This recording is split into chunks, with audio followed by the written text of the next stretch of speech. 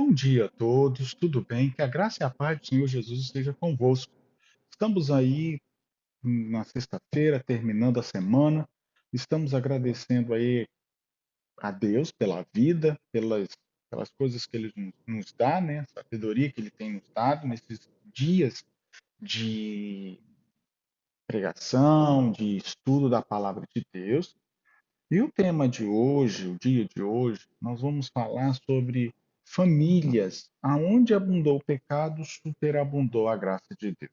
Estamos terminando a série Reavivamento e Reforma, e essa parte da série Reavivamento e Reforma falamos muito sobre famílias, gerações, como quebrar isso, como quebrar algumas coisas que a gente precisa quebrar, porque se a gente não quebrar no sentido assim de deixar para trás, vamos continuar errando nos erros dos nossos pais, dos nossos avós, vamos estar sofrendo, vamos estar trazendo muito sofrimento para as famílias. E sempre quando termina uma série e começa uma nova série, a gente tem um período aí que para, né? Então, semana que vem, a semana que vem, nós não vamos ter nenhum dia. Primeiro, para que as pessoas possam continuar assistindo. Eu sei que muita gente não consegue acompanhar todo dia, né, diariamente. Depois que voltou a um pouco da normalidade da pandemia, eu sei que a vida está muito corrida e muitos têm dificuldade de manter, de estudar, de aprender, mas é necessário. Mas eu quero deixar vocês aí. Hoje nós vamos ler dois textos, tá? E vamos ler alguns textos de Ellen White, de famílias, tá? Famílias, onde abundou o pecado, superabundou a graça de Deus. Abra aí a sua Bíblia em Êxodo 20. Eu vou ler aquele texto de Êxodo 20, falar um pouquinho dele, 20, versos 5 e 6, falar sobre o segundo mandamento, e depois nós vamos ler um texto de Romanos, tá bom? Então, relembrando, a gente está terminando essa série hoje. Na semana que vem a gente não vai ter. Só vou postar os vídeos dos sermões que eu pregar nos dias de culto, mas não vai ter a meditação. E na outra semana, dia 12, aí a gente vai voltar com uma nova série. Tá bom? Muito provavelmente a nova série vai falar sobre volta de Jesus, né? Sobre os últimos eventos, mas não simplesmente eventos finais, tá? Como a gente fez uma série de eventos finais, a gente vai falar mesmo sobre a pregação do Evangelho e o Evangelho do Reino será pregado a todo mundo em todas as nações, e então virá o fim. Então a gente vai falar um pouquinho sobre isso, talvez. E aí a gente, em vez de fazer uma série grande, a gente vai fazer séries aí semana, duas, e aí muda, tá? Tem a série dos livros da Bíblia, série de Salmos, tem muita coisa interessante aí. Bom, feche seus olhos, vamos orar ao Senhor. Bondoso Deus, Pai querido, abra a nossa mente e o nosso coração para a mensagem, nos ajude, te pedimos essas bênçãos em nome de Jesus. Amém. Êxodo capítulo 20, versos. Eu ia falar 5 e 6, mas é o segundo mandamento. Verso 4, tá bom? Diz assim: qual é a ênfase do segundo mandamento? Quando você vê o primeiro mandamento, existe uma série aqui da lei de Deus de explicar cada um desses mandamentos. Então, o primeiro mandamento fala de adoração à imagem, né? Assim, não terás outros deuses. E no segundo, especificamente, fala de adoração a imagens também. E ele ainda diz mais: não farás para ti imagem de escultura, nem semelhança alguma do que há em cima dos céus, nem embaixo da terra, e nem nas profundezas no mar, nem nas águas debaixo da terra, lá embaixo. Não as adorarás e nem lhes dará culto, porque sou o Senhor teu Deus, Deus zeloso, que visito. Aí vem o texto: que visito. Essa palavra visitar é calcular, observar, tá? A iniquidade dos pais e dos filhos até a terceira e quarta geração daqueles que me aborrecem. E faço misericórdia até 1000 gerações daqueles que me amam e guardam os meus mandamentos. Então a ênfase aqui não é Deus destruindo as pessoas, mas é Deus sendo misericordioso. Essa maldição aqui nós já vimos, né? A série aí. Se você ainda não viu, assista. Tanto no sábado, se eu não me engano, dia 12, quando eu preguei na igreja de Santa Margarida um sermão sobre isso, quanto que nas mensagens de sexta passada, sexta, segunda, terça e quarta, quando a gente também fala um pouco mais sobre as heranças, também na igreja de Santa Margarida. Então, aquela primeira mensagem, eu vi que ficou faltando muita coisa.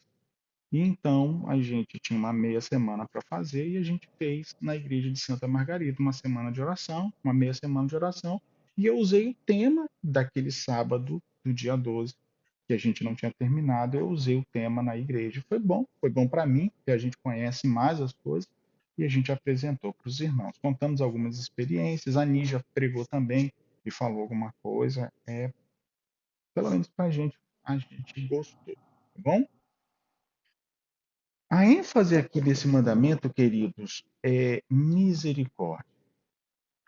Então, o Senhor ele visita essa iniquidade até a terceira e quarta geração, ou seja, ele observa, ele calcula. Não é só visitar no sentido de castigar, mas ele castiga o mal e não o pecador. Ele não fica castigando a mim, fica castigando a você, fica castigando seus filhos, seus netos. Que castigo é esse? É castigo sobre o mal de gerações. O Senhor combate o mal, tá? É lógico, eu tenho até aqui anotado, é lógico que os descendentes de uma de alguém que é idólatra, por exemplo, seus filhos vão estar degradados, né? Eles iniciam uma vida com limitações provocadas pelos pecados de ordem física e moral. Por exemplo, pessoas de repente, os pais viviam na prostituição e os filhos nascem nesse contexto. Olha quantas limitações eles vão ter. Essa criança, ela é culpada? Não é culpada. A gente leu isso ontem, mas ela vai carregar, não vou dizer heranças, né, no sentido de destruição, mas ela vai carregar limitações. As heranças vão estar limitando elas em muitas coisas. Mas aonde, por isso que o tema de hoje é que por aonde abundou o pecado, superabundou a graça. Então deixa eu falar que isso aqui é importante.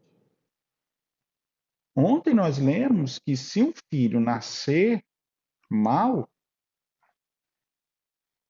o pai bom gerou um filho ruim, o filho não vai ser salvo por causa do pai. E depois que esse filho ruim gerou, que esse filho gerou um neto, né? O filho gerou um outro filho, mas que seria neto do pai justo. Nesse contexto também, a mesma coisa, queridos, tá? Nesse contexto de geração, gerou, viu algo bom ali, o filho, agora que nasceu e era bom, ele não vai ser culpado pelos erros do pai. Mas é lógico, nasceu numa família desestruturada, nasceu por causa dos pais, né? Viciado em drogas, outras coisas. Às vezes a própria criança ela vê as coisas erradas. Por isso o texto de ontem, ela vê. Então, ela vai ter algumas limitações? Vai. Às vezes a criança vai nascer com dificuldades, às vezes vai nascer não com dificuldades físicas, mas com limitações que não precisaria ter por causa do erro dos pais. Mas isso não é carregar pecados, tá? A gente às vezes confunde. Então, olha só, a gente vê muita delinquência juvenil por causa disso, né? Os filhos acabam seguindo o que os pais fazem. Infelizmente, muitas vezes. Então, para que isso não continuasse, Deus, então, até a quarta geração. Na quarta geração, Deus retira. Foi isso que a gente viu durante as pregações lá. Eu não vou explicar aqui. Quiser assistir, assista lá. Então, Deus retira isso. Aonde está, pastor? Está lá, assista. Deus retira, para que as maldições não continuem. No entanto, a gente vê, parece que muita coisa aí que Deus retira, mas parece que o povo pede de volta, né? Infelizmente. Então, o conteúdo de Êxodo 20, verso 5, quando fala: Não adorarás ao Senhor teu Deus, Deus zeloso, que visita a iniquidade dos pais e dos filhos até a terceira e quarta geração daqueles que me aborrecem, deve ser entendido no sentido de que Deus não interfere também nessas leis, tá? Deus não interfere, mas Deus ele é misericordioso. Um pai arrependido, uma criança que buscar o Senhor, Senhor, eu nasci numa família assim, me ajuda, o Senhor vai ajudar, tá?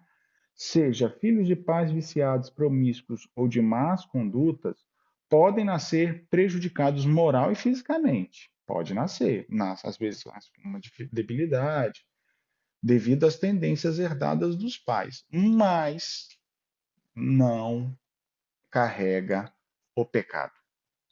E pelo contrário, eu vou dizer mais, queridos. Talvez você vai ficar até escandalizado comigo. Sabe por que Deus permite que eles tenham essas limitações? Por exemplo, filhos de pais, né, viciados têm propensão para o vício do pai ou da mãe. Prostituição tem. Tem que lutar para não ir para esse caminho. Bebeu, pai tem que lutar, o filho, para não continuar. E sabe por que tem essa limitação? Eu entendo que é uma maneira de Deus nos direcionar para a gente não ir para o erro.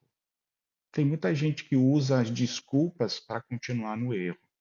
A gente tem que usar as limitações para entender que Deus quer um plano melhor.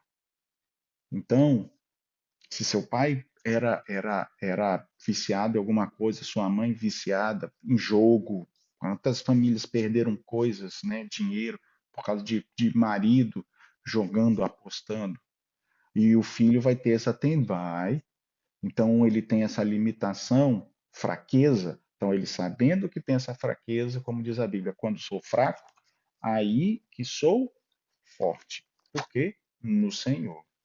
A gente tem que usar as nossas limitações. Eu tenho as minhas. Durante a semana eu contei lá algumas. Mas o Senhor tem me ajudado. Quando eu falo assim, parece, pastor, tem limitações? Tem. Todo mundo tem. Todo mundo carrega a herança dos seus pais. Se a gente souber o que eles fizeram, fica melhor a gente identificar as nossas limitações. E ao buscarmos identificar as nossas limitações, não é para a gente viver no erro, mas é para a gente sair deste mundo promíscuo do mal, para a gente crescer em direção aos céus. E o outro texto que eu quero ler, queridos, está em Romanos, capítulo 5, verso 20 e 21, diz assim: Sobreveio a lei para que aviltasse a ofensa. Parece até uma pergunta, né? Mas não é. Mas aonde abundou o pecado, superabundou a graça, a fim de que, como o pecado reinou pela morte, assim também reinasse pela graça a justiça para a vida eterna mediante a Cristo Jesus.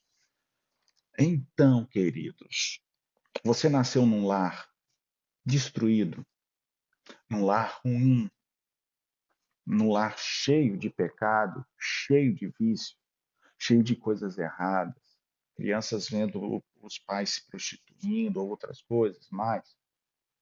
Aonde abundou o pecado, superabunda a graça de Deus.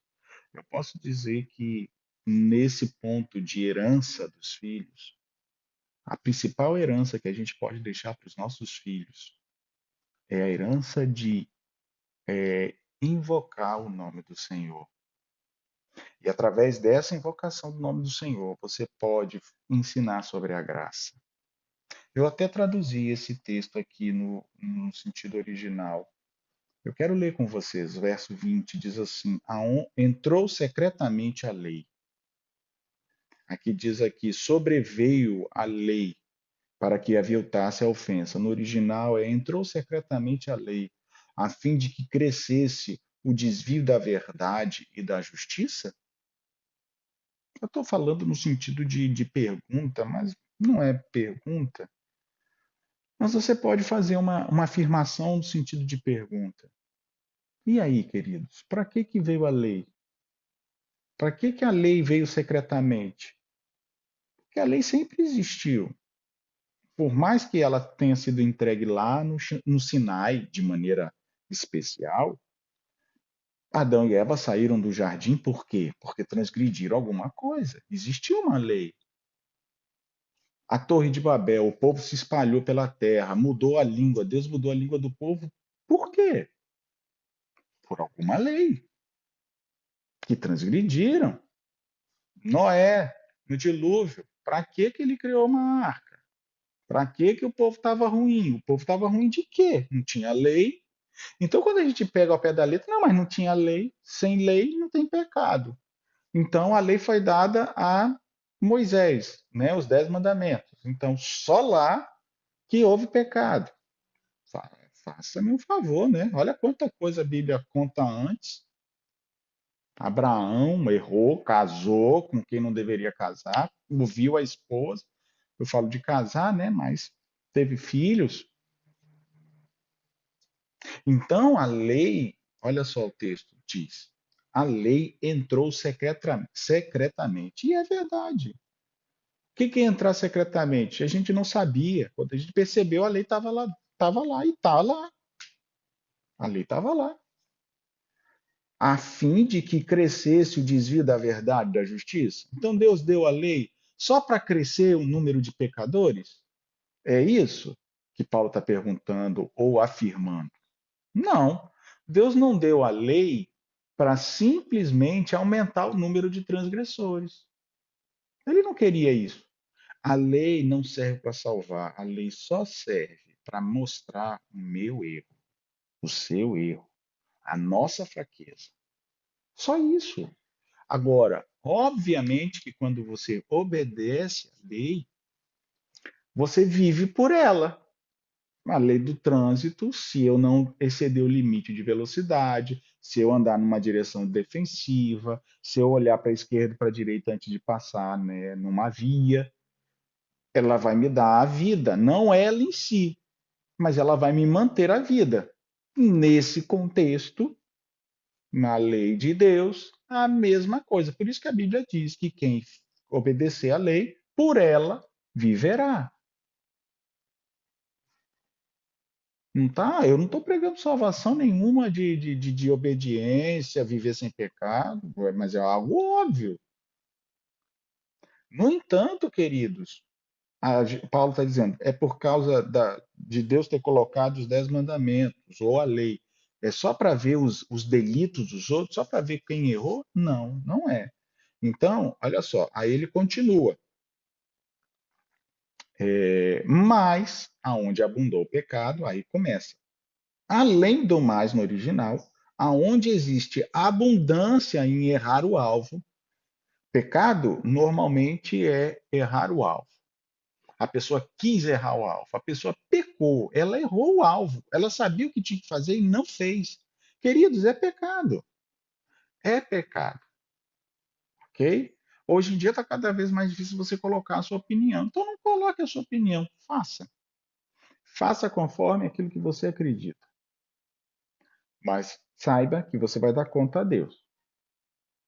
Então, pense no que você vai fazer. Não se preocupe com o que você vai dar conta aos homens. Os homens são falhos.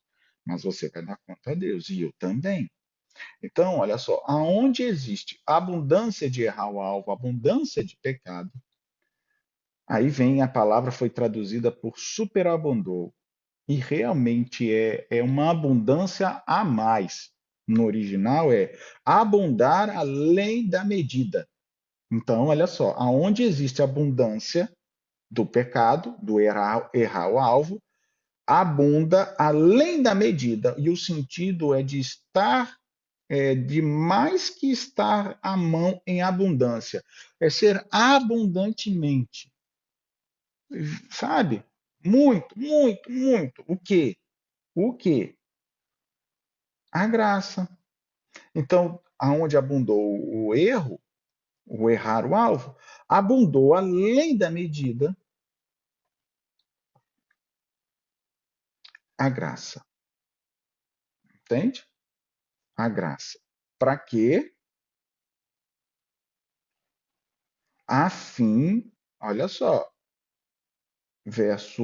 a vírgula aí, né? A fim de que, da mesma forma que errar o alvo, que é pecado, era o rei da morte, era reinado pela morte, desta maneira, o rei, a graça. Essa expressão reinasse a graça, está falando que é o rei. O rei é a graça. O que é a graça? É aquele que dá alegria, dá deleite, dá amabilidade, através da integridade e pureza de vida para a vida sem começo e nem fim, a vida eterna. Então, essa graça e pela justiça, essa justiça é integridade e pureza. Percebe? Você tendo uma vida íntegra, você tendo uma vida pura, você tendo uma vida pela graça de Deus. O que é graça? É amabilidade, alegria, deleite, deleite. O Senhor nos dá as coisas com alegria e é para a gente viver no erro. O Senhor nos dá as coisas com deleite e é para a gente viver no pecado. Seja sincero, não tem como. Quem faz isso não está na graça. Nunca teve. Está sendo enganado. Basta avisar, a gente precisa avisar. Eu estou avisando, estou fazendo a minha parte, mas olha quanta gente não sabe. Erra e diz: não, não, mas eu só fui salvo pela graça. Poxa, que legal, você foi salvo pela graça? Mas você foi salvo pela graça para continuar na miséria? Não. Você foi salvo pela graça para viver uma vida de integridade e pureza, com as suas limitações. Eu tenho as minhas, queridos. E Deus tem mudado a minha vida todos os dias. Todos os dias tenho estudado a palavra de Deus. Estude também você, querido. Busque ao Senhor em espírito e em verdade. Se agarre nas mãos de Deus. Está em erro e não consegue se livrar deste erro, clame ao Senhor. Sabe o que é clamar? É falar em voz alta: Senhor, me salva, me ajuda. Salva minha casa, salva minha família, salva meus descendentes. Senhor, me faça eu entender aonde eu vivo, os erros, a vida que o Senhor me deu, as limitações que eu tenho, porque é nessas limitações que o Senhor vai nos dar a vitória. Em vez de a gente ficar chateado, porque eu nasci em família pobre, porque meu pai só vivia em dívida, porque minha mãe era assim, porque eu fui deixar abandonado, fui deixado nisso, fui deixado naquilo, fui adotado, ou isso e aquilo, eu sei de algumas coisas e não sei de outras. Eu apenas estou falando aqui. Não sei o que é uma vida disso ou uma vida daquilo. Eu sei do que foi a minha vida. Mas Deus sabe a sua vida. E se Ele permitiu, Ele vai usar essas limitações das gerações para superabundar a amabilidade, a misericórdia, a graça do Senhor na sua vida. E para quê? Para você não seguir os erros das gerações, para você ser diferente, porque Ele faz misericórdia até 1000 gerações. Eu vou terminar, queridos, lendo 2 textos escritos por Ellen White, muito bonitos. Eu vou fazer a oração e vamos estar terminando essa série. Diz assim: ao nos tornarmos coparticipantes da natureza divina, as tendências para o mal, herdadas e cultivadas, são eliminadas do caráter. Presta bem atenção. Ao nos tornarmos coparticipantes da natureza divina, como é que nós nos tornamos coparticipantes da natureza divina? Quanto mais intimidade tivermos. As tendências para o mal herdadas e cultivadas são eliminadas do caráter. Somos feitos uma força viva para o bem, sempre aprendendo do Divino Mestre, partilhando diariamente a sua natureza, cooperamos com Deus em vencer as tentações de Satanás. Olha só, tem muita gente que espera o Senhor fazer algum milagre porque ele está jogado no pecado. No primeiro momento é isso mesmo, Deus tem que intervir para salvar aquela pessoa, mas depois a gente vai cooperar. O que é cooperar? É lutar todos os dias, Senhor, me ajuda, não me deixa cair novamente. Cooperar com Deus em vencer as tentações. Você tem cooperado com o Senhor? Deus trabalha e o homem trabalha para que este possa ser um com Cristo e Cristo com Deus. Então nos assentamos juntamente com o Senhor nos lugares celestiais. A mente descansa em paz e segurança no nosso Senhor. Hoje eu posso dizer, com muitas lutas, a minha mente tem estado em paz cada dia. Quando eu termino uma série, eu termino e falo: Senhor, me ajude a falar mais, me ajude a ter coragem, me ajude a ser duro, mas me ajude a ser verdadeiro. E eu termino dizendo o seguinte, Atos dos Apóstolos, página 540, 540. João não possuía naturalmente, João, o discípulo amado, não possuía naturalmente a amabilidade de caráter que a sua experiência posterior revelou. O discípulo do amor não era amável. Ele tinha, por natureza, graves defeitos. Não era somente orgulhoso, mas arrogante, ambicioso, querendo ser sempre honrado, mas também era impetuoso e vingativo quando insultado. Misericórdia. Se lembra da experiência que eu contei da psicóloga falando das minhas personalidades, do que eu sou e que eu disse que não prestava? Está aqui. João também não prestava. A gente não presta, queridos. Se a gente não tiver diante da graça do Senhor para Ele nos mudar, a gente não presta. Por isso que todo pecador não vai para o céu. Todo aquele que continua no pecado, infelizmente, por mais que Deus tenha colocado a eternidade para a gente buscar a eternidade e não buscar a eternidade, não tem o que se salvar, não presta. E ele era, por natureza, graves defeitos. Não era somente orgulhoso, não era só orgulhoso, ele era arrogante, ambicioso, querendo ser honrado, mas também impetuoso e vingativo. Ele e seu irmão eram chamados filhos do trovão.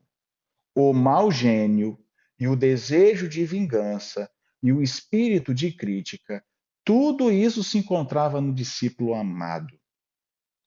Mas, por trás destas coisas, o Divino Mestre viu um coração sincero, afetuoso e caloroso. Jesus repreendeu seu egoísmo, frustrou suas ambições, provou a sua fé e revelou a João o que ele mais desejava: a beleza da santidade, o transformador poder do amor. Hoje eu acredito, queridos, que eu sou pastor não para levar a salvação, mas para me salvar. Hoje acredito que Deus me deixou no ministério para falar da salvação para outras pessoas, porque Ele está me salvando, porque Ele está fazendo como fez João. E o Senhor quer fazer com você também. Você tem gratidão por isso? Eu tenho. Queria ser militar, queria ser oficial da Marinha, piloto da Marinha. Mas o Senhor não queria isso para mim. Hoje eu sou pastor, muito feliz em ser pastor. Tenho erros, dificuldades, tenho aprendido a lutar com isso e crescido a cada dia. E hoje, a cada dia mais, eu entendo que por ser pastor, o Senhor tem tentado primeiro me salvar. E é por isso que eu tenho falado disso, porque essa salvação que o Senhor tem me mostrado, quero trazer para o meu próximo. Quer você essa salvação também? Quer você agradecer a Deus pelas coisas que você tem? Feche seus olhos, vamos orar ao Senhor. Pai, estamos terminando esta série. Vamos, na semana que vem, procurar uma nova série para que a partir do dia 12 de outubro nós voltemos ao canal com vídeos diários. Abençoe, Senhor, aqueles que estão ouvindo essas mensagens. Abençoe a cada um de nós, Senhor. Nos ajude a entender que aonde nós estamos, o Senhor colocou ou permitiu as limitações das gerações anteriores para nos salvar. Já que eles caíram, nos ajude a não ficar caídos e prostrados nesses mesmos erros de pais e filhos. Mas nos ajude, sabendo que somos mais fracos, sim, mas aonde abundou o pecado, a graça do Senhor vai ser muito, muito, muito, muito maior. Obrigado, Senhor, porque o Senhor nos ama. Obrigado porque o Senhor nos justifica. E obrigado porque o Senhor nos purifica. Nos dê um bom dia, nos prepare aí para o fim de semana, para o sábado também, em nome de Jesus. Amém.